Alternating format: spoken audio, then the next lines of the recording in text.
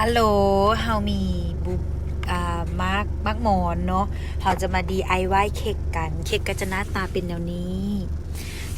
เฮาไปซอกซื้อเค้กเนาะซึ่งมันเป็นงานวันเกิดของผู้ใหญ่เฮาก็เลยได้เอามาร์กหมอนมาประดับเพื่อให้มันคือผู้ใหญ่โอเคเอามาจัดกันเลยเนาะอ้อย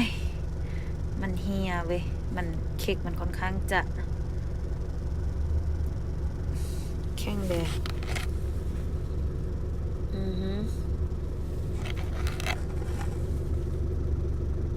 เค้กก็เป็นเค้กของดิสนีย์เนาะมันก็สิงามแด่งามแด่เพราะว่าเฮาก็บ่แม่นมืออาชีพแต่ก็บ่เป็นหยังเนาะตั้งใจมาอวยพรเกิดผู้ใหญ่โมงนี้แล้วเฮาสิไปหาหยังไล่ก็บ่ได้เนาะก็สิได้ประมาณนี้แหละเจ้า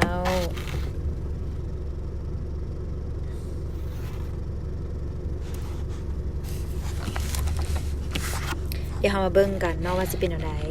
ไปเฮ็ดกันเด้อฮัลโหลเป่าเค้กไปแล้วเนาะ